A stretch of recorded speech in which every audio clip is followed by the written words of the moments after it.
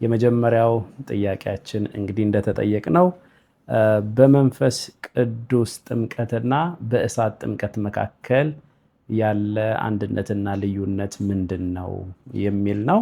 ይህንን ነገር እንግዲህ እንደ እግዚአብሔር ቃል እንመለከታለን ማለት ነው። እንግዲህ በመንፈስ ቅዱስ ጥምቀትና በእሳት ጥምቀት መካከል ብዙ ልዩነቶች አሉ። ያንን ልዩነት እንደሚገባ ካለማወቅና ካለመረዳት የተነሳ በቅዱሳን መካከል ደግሞ ኮንፊውዥኖች ይታያሉ፣ ግራ መጋባቶች ይታያሉ እና አንዳንድ ጊዜ እንዲሁም አማኞች ራሱ በመንፈስ ቅዱስ አጥምቀን ብቻ ሳይሆን በእሳትም አጥምቀን እያሉ ደግሞ ሲጸልዩ እንግዲህ ይሰማሉ ማለት ነው። ታዲያ ይህ ነገር ልክ ነው ወይ? የመንፈስ ቅዱስ ጥምቀትና የእሳት ጥምቀት አንድ ነው ወይ የሚለውን ነገር እንደ እግዚአብሔር ቃል እንግዲህ እንመልሳለን። የእሳት ጥምቀት አማኞችን የሚመለከት ነው ወይ? መጽሐፍ ቅዱስስ ስለ መንፈስ ቅዱስ ጥምቀትና ስለ እሳት ጥምቀት ምንድን ነው የሚያስተምረን? አንድ ናቸው ወይ? ይህንን ነገር እንደ እግዚአብሔር ቃል እንመለከታለን። መጽሐፍ ቅዱስ ምን ይላል ነው እንግዲህ መመሪያችን። ማንም የሚናገር ቢኖር እንደ እግዚአብሔር ቃል ይናገር ተብሎ ተጽፏል። ከተጻፈው ደግሞ አትለፍ ይላል የእግዚአብሔር ቃል። እንዲሁም ደግሞ እንዲህ ተብሎ እንደተጻፈ ይላል እና መጽሐፍ ቅዱስ ምን ይላል ብቻ ነው መመሪያችን። መልስም የምናገኘው የመጨረሻው በመንፈሳዊም ሆነ በስጋዊ ነገር ባለስልጣን ቃል የእግዚአብሔር ቃል ስለሆነ ከመጽሐፍ ቅዱስ ምን አይነት መልስ እናገኛለን? እንግዲህ እነዚህን ጥምቀት ወይ መንፈስ ቅዱስ ጥምቀትና የእሳት ጥምቀት ከመመልከታችን በፊት በመጽሐፍ ቅዱስ ውስጥ የተለያዩ ጥምቀቶች አሉ። በዋናነት ፎከስ የምናደርገው ግን በጥያቄው መሰረት በመንፈስ ቅዱስ ጥምቀትና በእሳት ጥምቀት ነው። ከዚህ የተነሳ ለመነሻ ሉቃስ ምዕራፍ 3 ከቁጥር 16 ጀምሮ እስከ 17 ድረስ መጥምቁ ዮሐንስ ጌታ ኢየሱስ ክርስቶስን ሊያጠምቅ ባለበት ሰዓት ላይ የተናገራቸውን ነገሮች አንስተን እንቀጥላለን። እንግዲህ ዮሐንስም መልሶ መጥምቁ ዮሐንስ ሉቃስ 3:16 ላይ ዮሐንስም መልሶ እኔስ በውሃ አጠምቃችኋለሁ፣ ነገር ግን የጫማውን ጠፍር መፍታት ከማይገባኝ ከእኔ የሚበረታ ይመጣል፣ እርሱ በመንፈስ ቅዱስ እና በእሳት ያጠምቃችኋል። ሁለቱም ጥምቀቶች አንድ ቦታ ላይ የተጠቀሱት እዚህ ቦታ ላይ ነው። እርሱ በመንፈስ ቅዱስ እና በእሳት ያጠምቃችኋል ይልና ሁለቱ ጥምቀቶች አንድ አለመሆናቸውን ሊያሳየን ቁጥር 17 መንሹም በእጁ ነው፣ አውድማውን ፈጽሞ ያጠራል፣ ስንዴውንም በጎተራ ይከታል፣ ገለባውን ግን በማይጠፋ እሳት ያቃጥለዋል አላቸው። ስለዚህ በመንፈስ ቅዱስ ጥምቀት የሚጠመቁ አሉ፣ በእሳት ጥምቀት የሚጠመቁ አሉ። በመንፈስ ቅዱስ ጥምቀት የሚጠመቁት እነማን ናቸው? በእሳት ጥምቀትስ የሚጠመቁት እነማን ናቸው? እንግዲህ መንሹ በእጁ ነው። መንሽ እህሉን ከገለባው የምንለይበት ባህላዊ እንግዲህ መሳሪያ ነው። መንሹ በእጁ ነው ይላል። ቀጥሎ አውድማውን ፈጽሞ ያጠራል፣ ስንዴውን በጎተራ ይከታል፣ ገለባውን ግን በማይጠፋ እሳት ያቃጥላል። አሁን ሁለት ነገሮች ተገኙ፣ ስንዴና ገለባ። በመንፈስ ቅዱስ የሚጠመቁት እነማን ናቸው? በእሳት የሚጠመቁት እነማን ናቸው? በመንፈስ ቅዱስ የሚጠመቁትን ስንዴውን ይላል። ቀጥሎ በእሳት የሚጠመቀውን ደግሞ ገለባውን ግን በማይጠፋ እሳት ያቃጥለዋል ይላል። እንግዲህ የዮሐንስ ወንጌል ምዕራፍ 12 ላይ ታስታውሳላችሁ። ጌታ ኢየሱስ ክርስቶስ ራሱን በስንዴ ቅንጣት መስሏል። ራሱን በስንዴ ቅንጣት መስሏል። የስንዴ ቅንጣት ካልሞተች ብቻዋን ትቀራለች። ከሞተች ግን ብዙ ፍሬ ታፈራለች ብሏል እና ጌታችን ኢየሱስ ክርስቶስ የስንዴ ቅንጣት ነኝ እንዳለ እርሱ ተዘርቶ መቼስ በቆሎ አይደለም የሚበቅለው። የእርሱን ሕይወት የተካፈሉ እውነተኛ የእርሱን መልክ የያዙ ስንዴዎች ደግሞ ወደ ህልውና መጥተዋል ማለት ነው። ከዚህ የተነሳ ስንዴውን በጎተራ ይከታል ሲል እውነተኛ አማኞችን በመንፈስ ቅዱስ ጥምቀት አጥምቆ ወደ ጎተራው ማለትም ወደ ዓለም አቀፋዊቱ ቤተክርስቲያን ወደ አካሉ ይጨምራቸዋል ማለት ነው። ቀጥሎ ገለባውን ግን በማይጠፋ እሳት ያቃጥለዋል። እዚህ ጋር አንድ ነገር ማስተዋል አለብን። ገለባውን ሲል የሰፈር ገለባ ማሰብ የለብንም። ምክንያቱም በማይጠፋ እሳት ያቃጥለዋል የሚል ቋንቋ ይጠቀማል።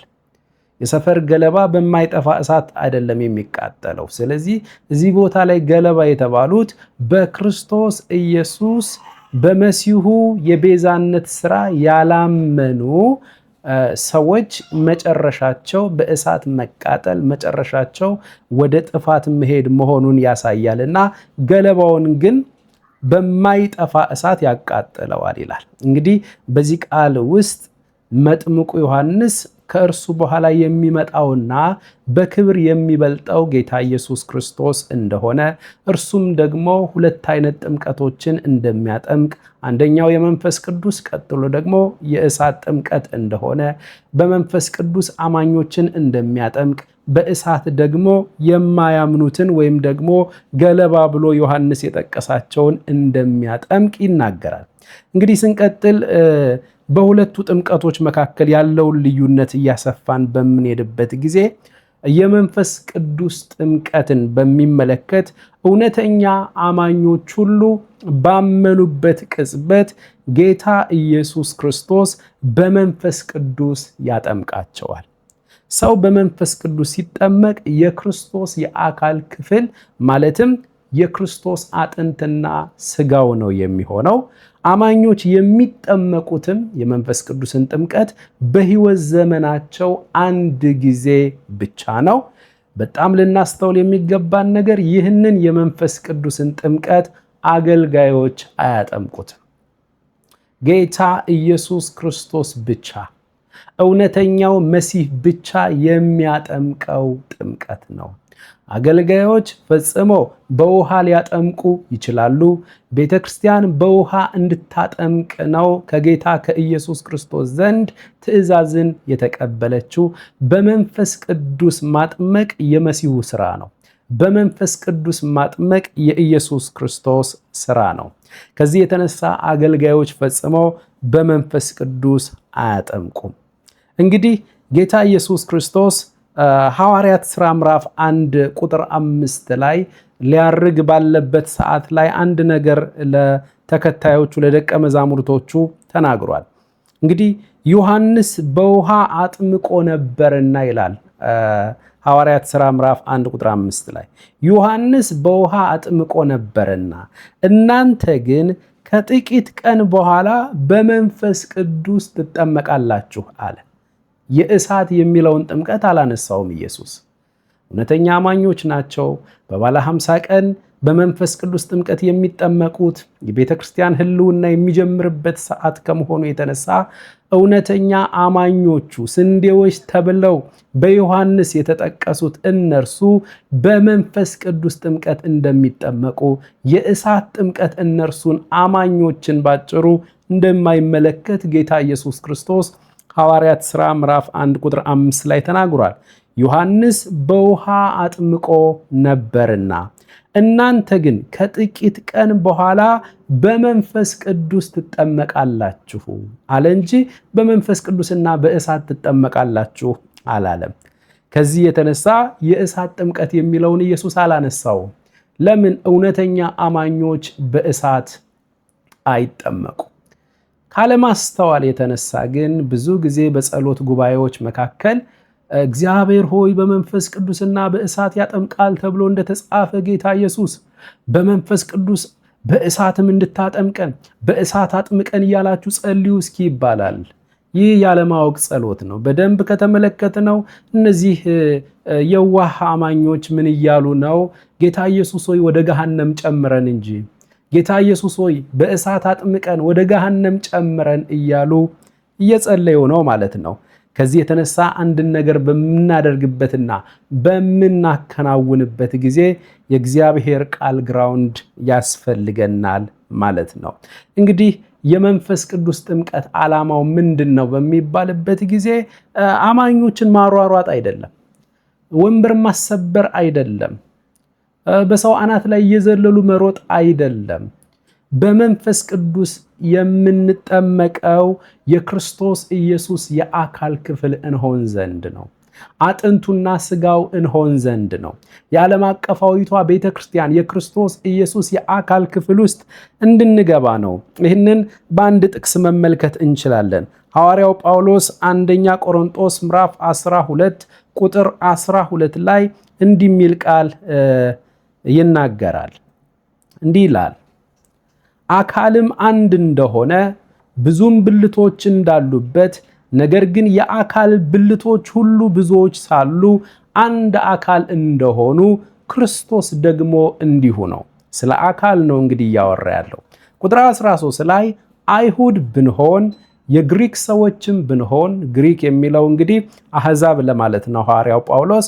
አይሁድም ብንሆን የግሪክ ሰዎችም ብንሆን፣ ባሪያዎችም ብንሆን፣ ጨዋዎችም ብንሆን፣ እኛ ሁላችን በአንድ መንፈስ አንድ አካል እንድንሆን ተጠምቀናልና ሁላችንም አንዱን መንፈስ ጠጥተናል ይላል። ስለዚህ የክርስቶስ ኢየሱስ የአካል ክፍል መሆን የዓለም አቀፋዊቷ ቤተክርስቲያን አካል እንሆን ዘንድ በመንፈስ ቅዱስ ተጠምቀናል። የመንፈስ ቅዱስ ጥምቀት ዋና ዓላማው የክርስቶስ ኢየሱስ አካል የክርስቶስ ኢየሱስ የአካል ክፍል ማድረግ ነው ማለት ነው። ስለዚህ ይህንን መጽሐፉ ይነግረናል። ቀጥሎ የእሳት ጥምቀትን በሚመለከት አንደኛ የእሳት ጥምቀት እውነተኛ አማኞችን የሚመለከት አይደለም። የእሳት ጥምቀት ፈጽሞ እውነተኛ አማኞችን የሚመለከት አይደለም። ከዚህ የተነሳ ይህ የእሳት ጥምቀት በክርስቶስ አምነው የዳኑትን እውነተኛ አማኞች አይመለከትም።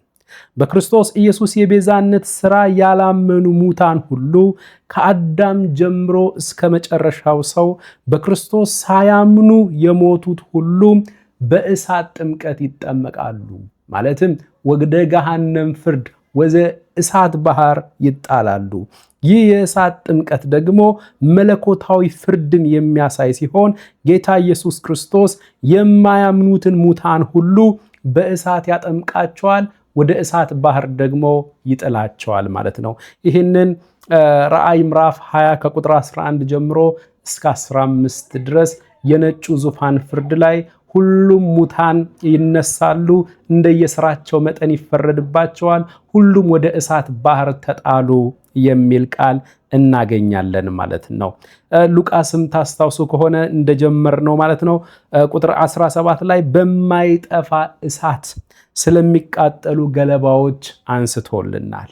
በገለባ የተመሰሉት ደግሞ በክርስቶስ በማመን ሕይወትን ያልተካፈሉትን የማያምኑ ሰዎችን የሚያሳይ ነው። እነዚህ የማያምኑ ሰዎች በዓለም መጨረሻ በነጩ ዙፋን ፍርድ ወደ እሳት ባህር በመጣል በእሳት ያጠምቃቸዋል የሚለው ቃል ይፈጸማል ማለት ነው።